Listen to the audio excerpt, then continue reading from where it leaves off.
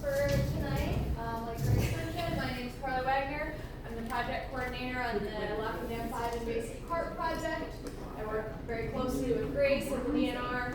My position was created specifically for this Lock and Dam 5 project, so that project will have a coordinator role for the next 3 years. You may have heard of this project. It's a state-funded project as recommended by the LaSarre Sam's Outdoor Heritage Council. The main component of the project is the deterrent, which has been alluded to. However, we're really looking at this Lock and Dam 5 project with the goal of making it an integrated system for invasive carp. That incorporates deterrence of invasive carp, removal of invasive carp, and then monitoring of those approaches to help us evaluate what we're doing, as well as adaptively manage those systems. So, Lock and Dam 5 is kind of like a microcosm of our statewide approach to invasive carp that always emphasizes multiple strategies to try and reach our goals to slow the spread of invasive carp, limit their numbers, and reduce their risk of reproducing in Minnesota waters. So, in these areas, we have a few or several different components on the Lock and Dam 5 project. I've broken them out. The blue bullets, the first bullets of each section are things that are ongoing or have dedicated money, plans, timelines. So that would be the deterrent for the lock. Dam gate deterrents are referenced in our proposal. For removal, we have commercial fishing, like Grace mentioned. We're also looking at a trap and sort system.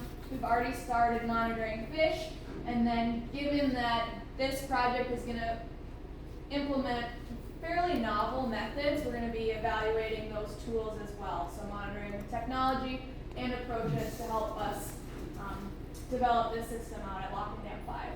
So, why Lock and Dam 5?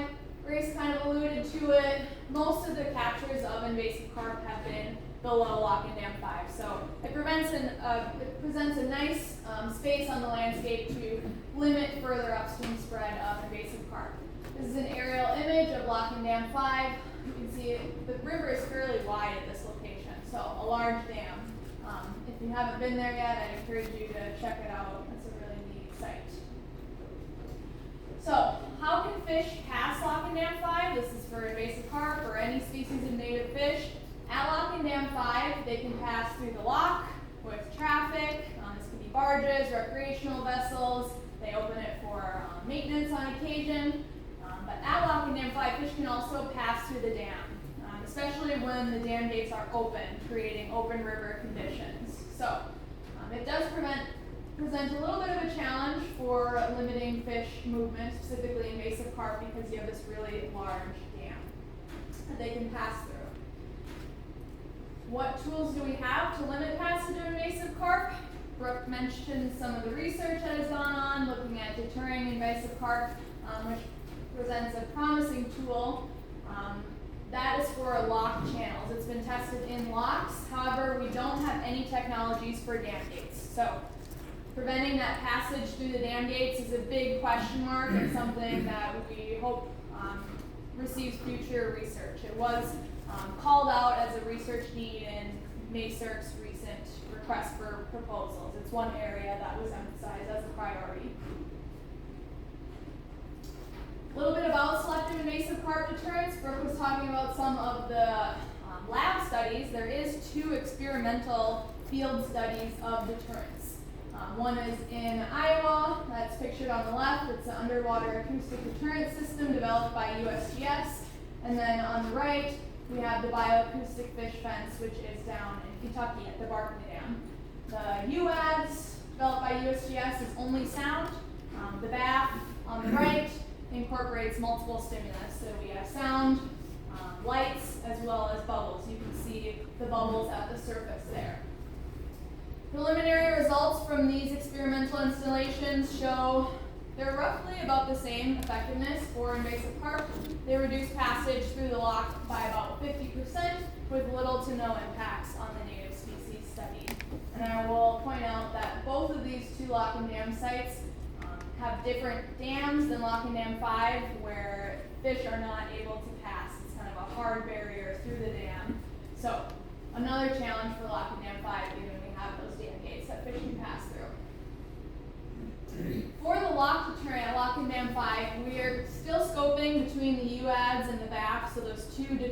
technologies. We expect to have a decision on that in the next couple months. We do have a contract with the U.S. Army Corps for the design of the lock deterrent. We're working with the St. Paul district of the Corps as well as the U.S. Army Engineer Research and Design Center. Key deadlines for the deterrent are a design by June 30th, 2026. So we're expecting to have that fairly soon on the horizon. And then installation is due by June 30th, 2029. And these are deadlines that are written into our appropriation from the state-funded project. And on the picture, I put where we're expecting the lock deterrent to go, just downstream of the lower miter gates. Is there a fear that will be too late? So we know invasive carp are above Lock and Dam 5 already. And we do know that construction for the deterrent is going to have to be in winter when the lock is not operational. So the installation deadline builds in a few winters for us in case of potential interference. Sometimes U.S. Army Corps is doing their own maintenance, so we really have to work with them on what can work on their site, which is an interesting wrinkle on this project. Potentially weather conditions. So we're expecting the design by June 20th or June 2026, and then we're working to install as soon as possible. However, it's a really large and complicated project. First of its kind, designed and installed for permanent use. The two other ones are experimental, which are more on kind of a research basis, which is permitted and managed differently. So a lot of challenges to this project, but we are working as fast as we can, and we do have dedicated project staff, myself, as well as the invasive carp team working on this project. Good question. Does the river freeze over at Lock and Dam 5 very much? Yeah, they have ice sheets. They have to open the gates sometimes, right? Yeah, they try to break up the ice around the dam, but yeah, there is ice. So, depending on the weather. Yeah.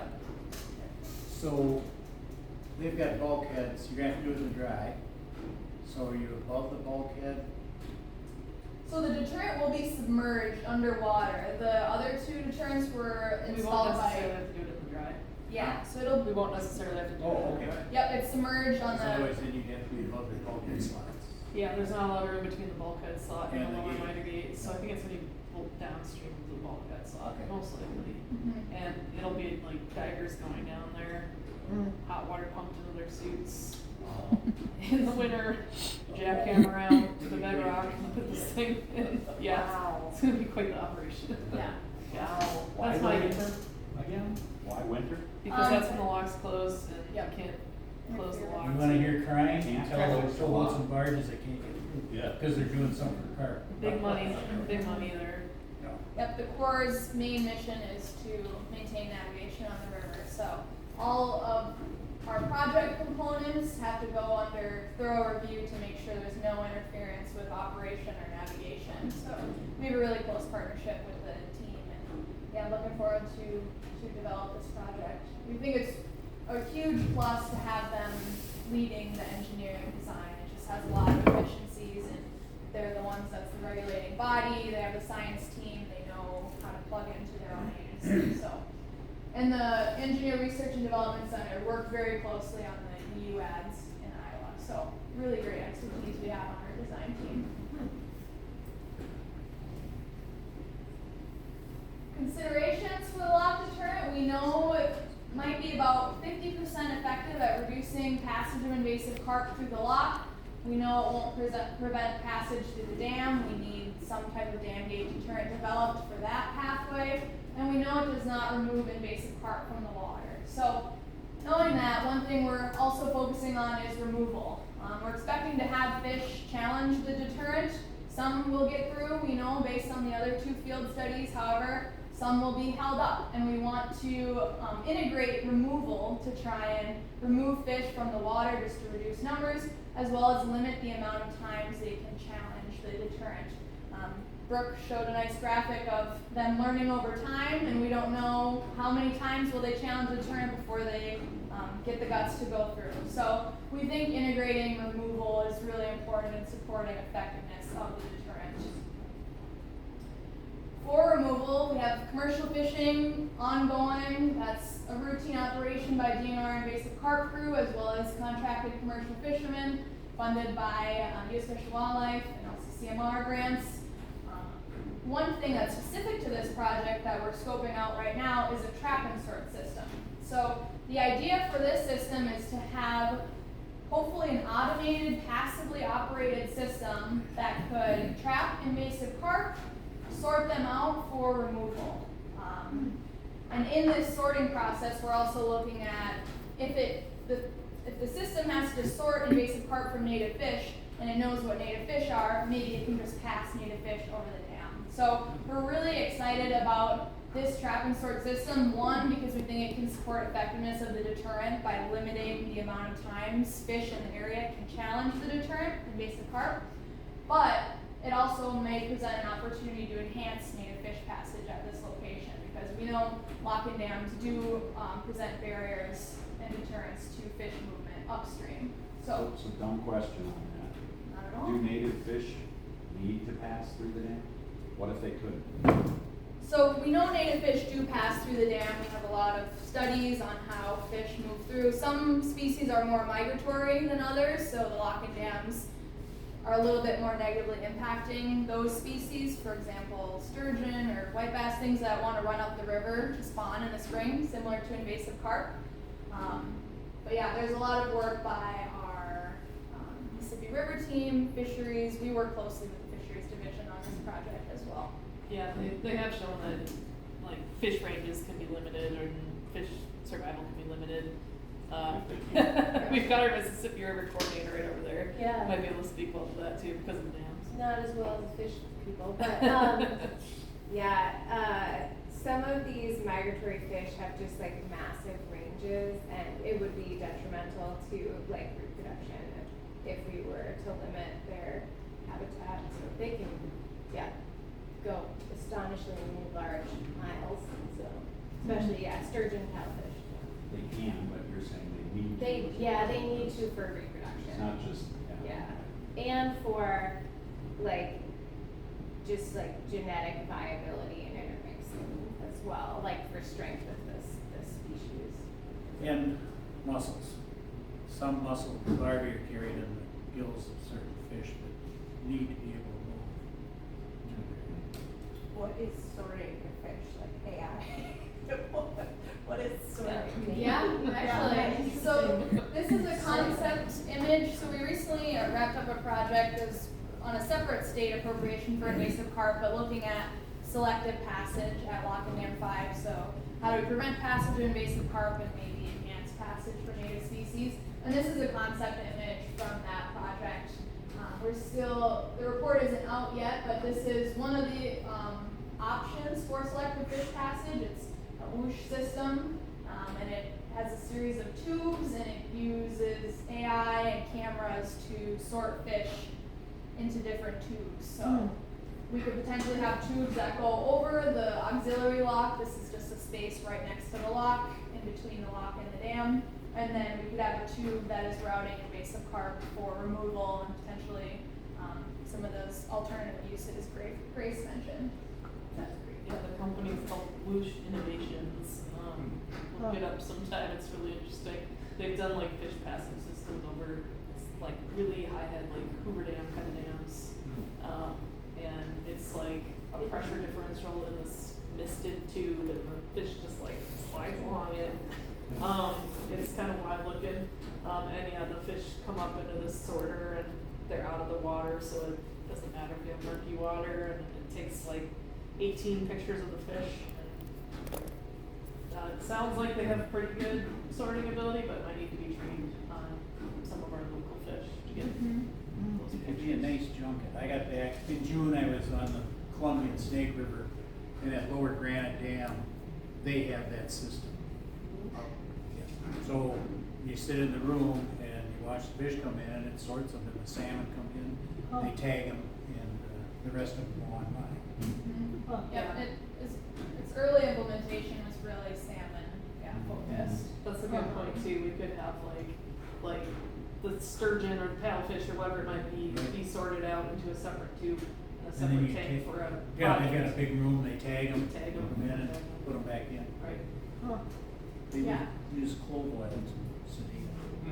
It's like Yeah. Valium for fish. It is. It's also a good way to euthanize your aquarium fish. Oh. Really? Yeah, just anesthetic overdose. Yeah. Yeah, this is one of the aspects of the project we're really excited about. We work with partners on these other two deterrent experimental installations, and feedback we've heard is that some type of removal system could probably really support the deterrent. Because you just want to remove fish, you don't want them to learn and keep trying. So, and this is something that, compared to the other options for passage that we looked at, selective passage, it's low engineering needs, relatively low cost comparatively, and it could be potentially a model for other systems to enhance invasive carp prevention and management, as well as native fish passage. And we paused to talk a little bit about the kind of importance of native fish, that conservation aspect, and I will say that's why we are using a selective deterrent here that is specific for invasive carp and has little to no impacts on native fish, because we know how important those movement patterns are for our fish in the upper Mississippi River. So that is the removal aspects of this project. We are also doing monitoring. There's only 2 experimental installations of deterrence. There's a lot to learn. We want to know how this affects passage of invasive carp or limits it, and to what extent. And we also want to know that it's not affecting native species, passage of native species. So we have 5 native species that we selected to study at Lock and Dam 5, as well as our invasive carp species. So we already have done tagging efforts. We kicked those off earlier this spring. We are tagging lake sturgeon, white bass, paddlefish, bigmouth buffalo, and red horse species. Those are our native candidate study species, and then we're also tagging any invasive carp we get. So these fish will be really important to help us compare pre and post movement for the deterrent, to help us evaluate its effectiveness, and the deterrent is meant to be adaptively managed. So how do we maximize its effectiveness, as well as maximize passage of native fish? And these tags, like Grace mentioned, we have them in tons of fish. A variety of different programs do fish tagging, so we're really excited to do some additional tagging for this project to inform our questions, but it also just feeds into many different projects that are going on. Yeah, go ahead. Are the tags the same for the invasive and the native? Yeah, so the sturgeon and the paddlefish and the bigmouth buffalo will usually get the same size tags as the invasive carp in our area, because we do only have larger ones, and then we have some smaller ones for the smaller red horse and definitely the white bass. Okay. But they are the same technology, just size for different body sizes. They don't last as long as the smaller ones, like 2 years. And so when you see the data, do you know what fish it's with? Yeah. You do? It has Yeah. an ID number that was on Okay. everything, yeah. Alright. Yeah, so that's a screenshot on the top of the map. Just the dots are hits of fish, tagged fish on receivers. This is through a platform, a data platform called Raft through U.S. Geological Survey.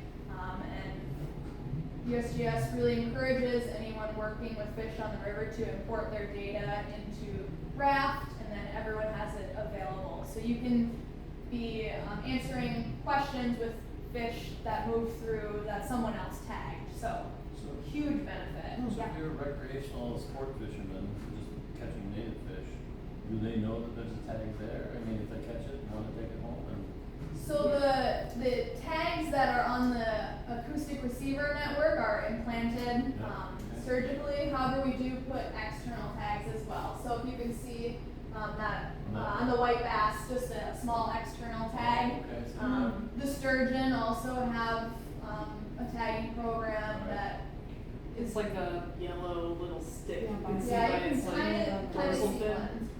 Like, why does this? It's a weird picture angle here? that we're looking at. It's about this long, and it's like a little yellow Mhm. stick, and it says like MNDNR transmitter in the fish, release me or So something. if you catch it, Yeah. Yes, I believe it's mndnr.gov/tagfish, you put in the number, and I just saw what Yeah. the product is, you get a, kind of a letter and a summary of when the fish was tagged, what size it was, where, so. Yeah. I didn't know that when you report it, you, the reporter, get so much information back, so. Yeah, you get like a history of the fish, and Yeah. where it's been seen and when it was tagged.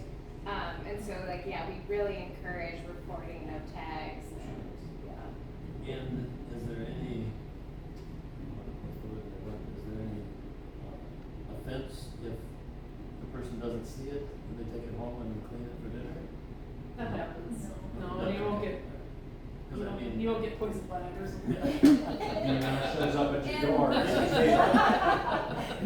Probably on find your it together. skirt, Yeah, your house. Okay. Interesting.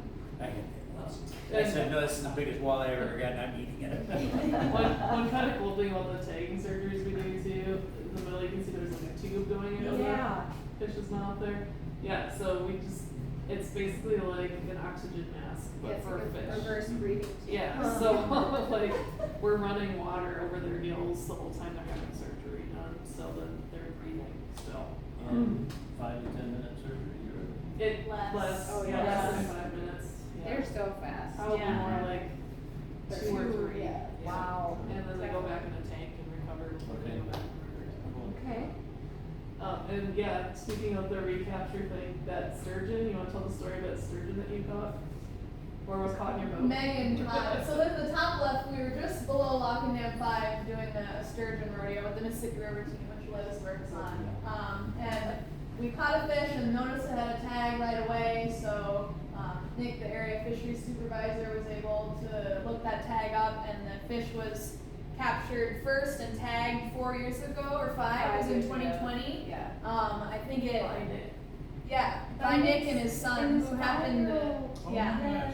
Yeah, catch an American eel, which is very, very, very rare. So Yeah. Wow. really cool falls, but I think it They named it Flower. Yeah, they had a picture of it from 5 years ago too. Yeah. So. Wow. and it had gained like It at grew least like 6 5 inches. inches. 5, yeah. Yeah, it grew like 5 inches, and in the picture from 5 years ago, you can totally tell it's the same fish. It has like some of those same markings, and it's crazy. It's like really interesting, and it was caught in pool 4 actually, and we caught it in like below Lock and Dam 5. So they do move like a bit. And these external tags, the one that get reported, those are not electronic at all. It's just like jewelry, so those can last the lifetime of the fish if they don't fall out for whatever reason. So some of these fish are very long-lived river species, so this data could be showing up many, many years from now. That's a piece on the monitoring. I will say we also just published a social media post on our tagging efforts for the Lock and Dam 5 project just the other day, so some more info to check out Great there. shot of Carli in the post. Yeah, releasing another sturgeon. I can't get enough of them. They're so cool. I mentioned some of our partners throughout this presentation, but this is a big interagency project. DNR is the project manager and leading it. However, we work very closely with USGS, Wisconsin DNR, U.S. Fish and Wildlife Service, and the Army Corps to get expertise, get feedback, get lessons learned from these other 2 deterrents, as well as making sure we're on timelines, making sure we're having all the right permitting needs. They provide a lot of field support, so when we do these tagging efforts, we've got people from UMass and lacrosse, we've got Wisconsin DNR crew out there. So yeah, a good example of partnerships, and we really could not pull off a project of this size and complexity well without the expertise of our partners. Just to summarize the project, we do have $12 million available through June 2029. There's deadlines for the design and installation of the lock deterrent. These other components I mentioned, there's no deadlines associated with them, so we're really trying to pursue those complementary technologies as funds allow. We think we could do a trap and sort system that seems to be probably the most realistic given the deterrent design and construction will be expensive. And trap and sort, we are looking at a system that's already developed, so it doesn't need any research. We'll definitely monitor and adaptively manage it, but it's a little different than, say, the dam gate deterrents, which are still in the early research stage, and those need to be tested in the lab and then implemented in the field. So that's on the horizon, but we do know that the dam is really important for movement of invasive carp. So one we want to keep re-emphasizing the importance of. And just to mention again, this is funded through the state legislature as recommended by the Sardsand Outdoor Heritage Council, so through the Clean Water, Land, and Legacy Amendment. Thank you. And I did mention a social media post. We also just put out a project webpage. I didn't include a link to it, but if you look up Lock and Dam 5 DNR, it will take you straight to our webpage that has a lot of background. It'll be updated throughout the project with key items. One thing that's going to be coming soon is a decision on what deterrent we'll be using at Lock and Dam 5, that UADS or the BAF. So we're excited to get through that stage and then start working on the design with the Corps. You already know. Well, we're having the Corps do like